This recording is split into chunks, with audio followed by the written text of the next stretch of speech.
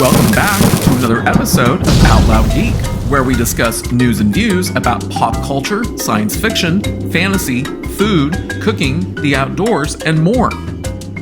One new movie made it into the top 5 movies for this weekend's domestic box office that ended on September 8th, 2024.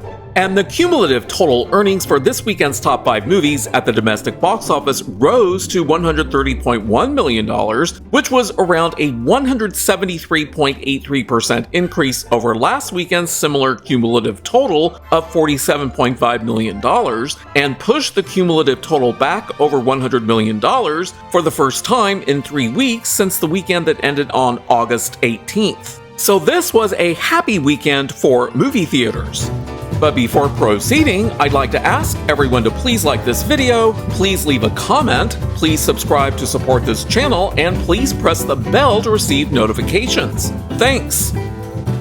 And as of this weekend, the 3 highest grossing movies, both domestically and worldwide, for 2024 remained Disney Pixar's animated movie Inside Out 2, Disney and Marvel Studios' MCU movie Deadpool and Wolverine, and Illumination Entertainment's animated sequel Despicable Me 4. Domestically, Inside Out 2 earned another $743,000 this weekend and $1.2 million during the week to bring its current domestic box office total up to $651.9 million, but the movie is no longer the only one to have broken $600 million domestically in 2024. Internationally, the movie earned another $7.1 million to bring its current international box office total up to $1,023.2 million. So globally, Inside Out 2 earned another $9.1 million to bring its current global gross box office total up to $1,675.1 million, and keeps it as the first and only movie so far this year to break $1.6 billion worldwide. It also remains the first movie to have broken $1 billion worldwide in 2024, but it's not the only movie to have done so. Further, Inside Out 2 has now earned $229.5 million more than last year's highest grossing movie, Barbie, which earned $1,445.6 million. In terms of estimated break-even points, Inside Out 2 has a reported production budget of $200 million, which, when multiplied by 2.5 and 3.0 respectively, to account for the 50% of gross box office ticket sales that movie theaters keep for themselves, as well as the additional costs of marketing the movie and other miscellaneous costs that the studio pays above and beyond the production budget, yields an estimated break-even point range of $500 million to $600 million. Thus, Inside Out 2 has most definitely made bank. Domestically, Deadpool and Wolverine earned another $7.2 million during the weekend and $7 million during the week to bring its current domestic box office total up to $614 million, which keeps it as the second highest grossing movie domestically so far this year, and makes it only the second movie to break $600 million domestically, which I have been projecting that it would do for a while. Deadpool and Wolverine is also the highest grossing R-rated movie domestically of all time by having surpassed the domestic box office earnings of 2004's The Passion of the Christ during the weekend of August 11th. Internationally, the movie earned another $14.8 million to bring its current international box office total up to $673.2 million. So globally, the movie earned another $29 million to bring its current global gross box office total up to $1,287.2 million, keeping it as only the second movie so far this year to break $1 billion globally. Deadpool and Wolverine is also the highest grossing R-rated movie worldwide of all time by having outperformed the global earnings of 2019's R-rated movie entitled Joker during the weekend of August 18th. In terms of the MCU, Deadpool and Wolverine is Marvel Studios' first movie since 2021's Spider-Man No Way Home to break $1 billion at the global box office, and has risen to be the franchise's 7th highest grossing movie worldwide of all time by having surpassed the global box office earnings of 2013's Iron Man 3. And with its reported production budget of $250 million, when multiplied by 2.5 and 3.0, that yields an estimated break-even point range of $625 million to $750 million. Clearly, Deadpool and Wolverine has already made bank. Domestically, Despicable Me 4 earned another $1.8 million to bring its current domestic box office total up to $357.9 million. Internationally, the movie earned another $12 million to bring its current international box office total up to $571.6 million.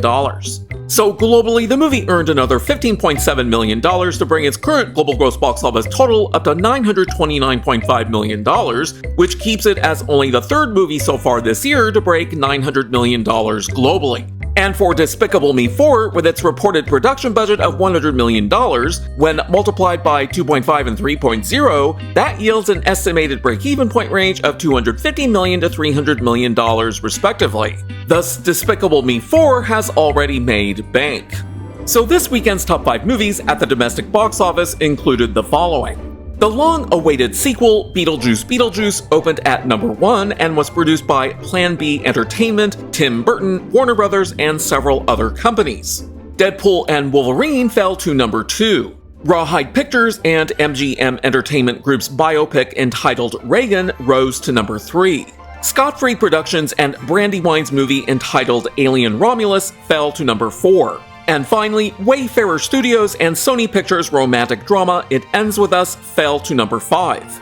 Domestically, Beetlejuice Beetlejuice opened by earning $110 million, which is at the upper end of Deadline's predicted domestic opening weekend box office range, as I had reported in a video that I had released on September 6th. Internationally, the movie opened by earning $35.4 million, which was just slightly more than what Deadline had predicted for the movie's international opening weekend box office, and confirms the second red flag that I had speculated about in that same video regarding my concerns that the movie would be unable to attract much international interest. So the movie's global gross opening weekend box office total is $145.4 million, which is also just slightly more than what Deadline had predicted.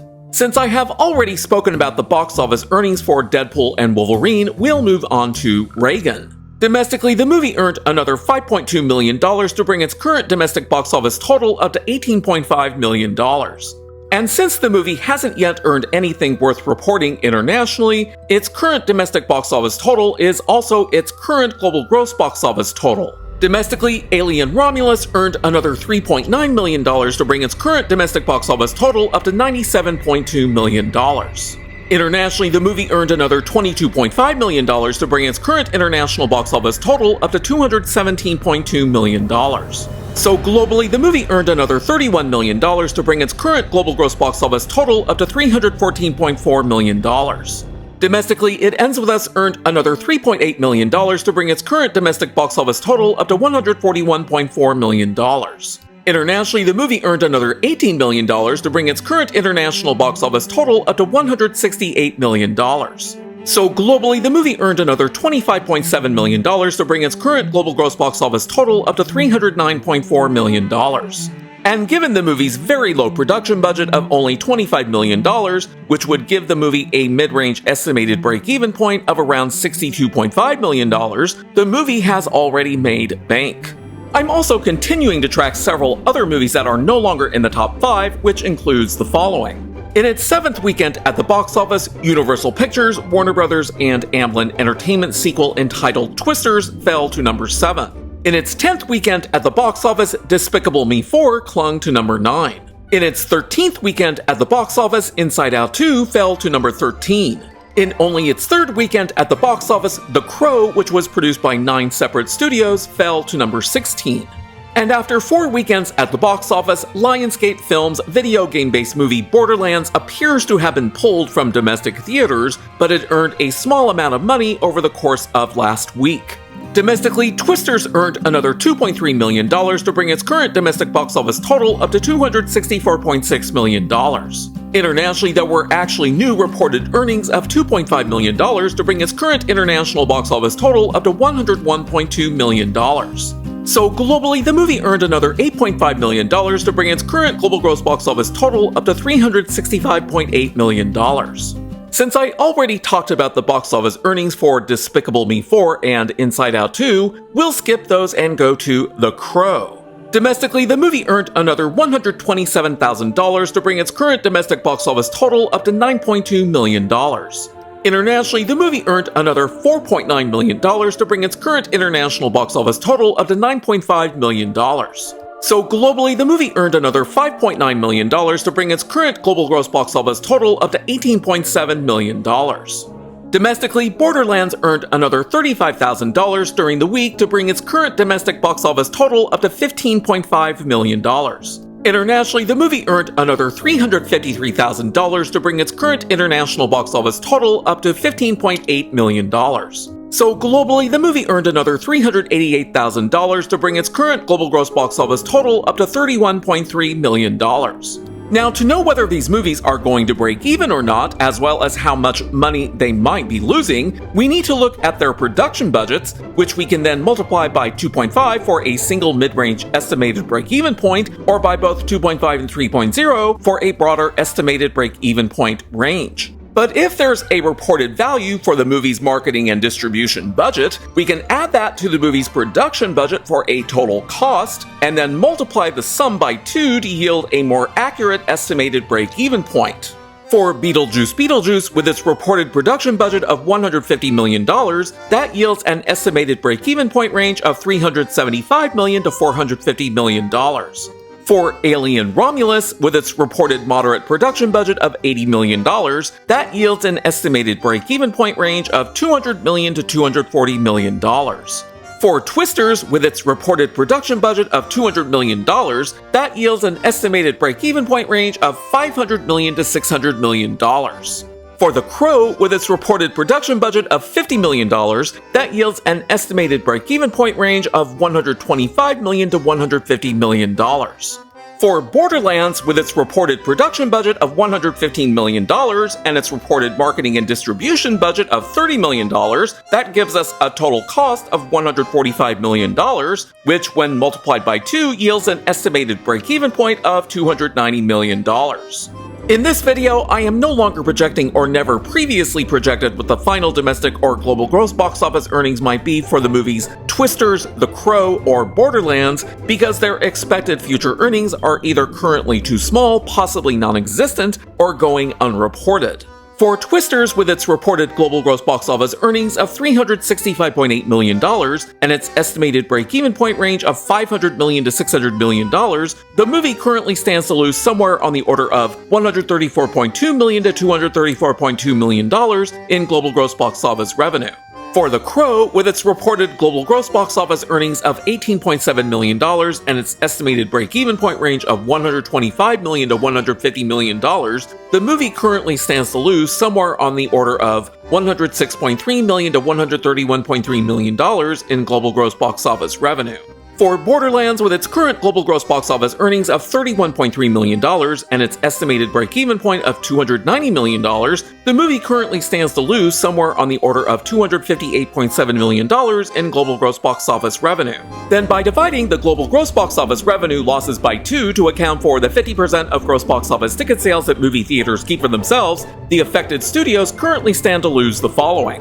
For Twisters, Universal Pictures, Warner Brothers, and Amblin Entertainment currently stand to lose around $67.1 million to $117.1 million. For The Crow, the 9 production companies behind it currently stand to lose around $53.2 million to $65.7 million. And for Borderlands, Lionsgate Films currently stands to lose around $129.3 million. And that now brings us to the movies whose final domestic and global gross box office revenues I am currently projecting, which includes Beetlejuice Beetlejuice, Deadpool and Wolverine, Alien Romulus, and Despicable Me 4. For Beetlejuice Beetlejuice, using a range of possible average weekly drops from 30 to 40%, I can project that the final domestic box office for the movie may range from $275 million at the low end, $314.2 million at the mid-range, and $366.1 million at the upper end, which is slightly higher than what I had projected in the video that I had released on September 6th. And using the movie's current domestic share of 75.65%, I can project that the final global gross box office earnings for the movie may range from $363.5 million at the low end, $415.3 million at the mid-range, and $483.9 million at the upper end, which is higher than what I had projected on September 6th and suggests that the movie could have a slightly higher probability of being able to potentially marginally break even. But if the movie is unable to break even, then it may lose somewhere on the order of $0 to $86.5 million in global gross box office revenue, which, when divided by 2 to account for the 50% of gross box office ticket sales that movie theaters keep for themselves, means that Plan B Entertainment, Tim Burton, Warner Brothers, and the other companies that have produced the movie may lose around $0 to $43.3 million. For Deadpool and Wolverine to project what the movie's final domestic box office earnings might be, I'll use a range of average weekly drops that are derived from the previous 33 MCU movies, whose overall franchise average weekly drop is 38.19%, with a standard deviation of 6.45%. And one standard deviation above and below the MCU's franchise average weekly drop gives me a range of 31.74% to 44.65%. And using that range, I can project that the final domestic box office for the movie may range from $631.7 million at the low end, $636.9 million at the mid-range, and $644.2 million at the upper end, which is more narrow than last week's projection. And by using the movie's current domestic share of 47.7%, which is nearly exactly the same as last week's, I can project that the final global gross box office earnings for the movie may range from $1,324.2 million at the low end, $1,335.3 million at the mid-range, and $1,350.4 million at the upper end, which is also a more narrow range than last week's projections. So while it's very unlikely that Deadpool and Wolverine will be able to outperform Inside Out 2, it does have the potential for becoming the MCU's 6th highest grossing movie worldwide of all time if it can outperform the $1,336.5 million that 2018's movie Black Panther earned. For Alien Romulus, given that it's the 9th movie within the Alien franchise, to project what its final domestic box office might be, I'll use a range of possible average weekly drops that are based on the earnings of the previous 6 films instead of all 8, because the first 2 movies, 1979's Alien and 1986's Aliens, were released when there weren't as many movie theaters as there are today, causing their individual average weekly drops to be heavily skewed downwards as compared with the more recent 6 previous movies.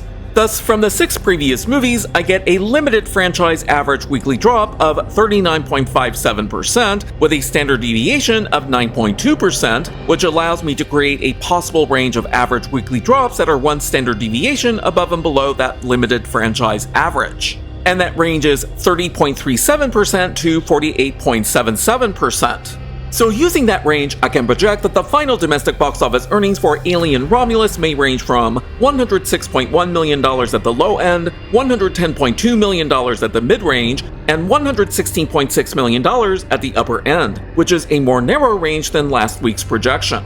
And by using the movie's current domestic share of 30.92%, which is slightly lower than last week's, I can project that the movie's final global gross box office earnings may range from $343.3 million at the low end, $356.4 million at the mid-range, and $377.1 million at the upper end, which is also a more narrow range than last week's projection. And Alien Romulus has already made bank.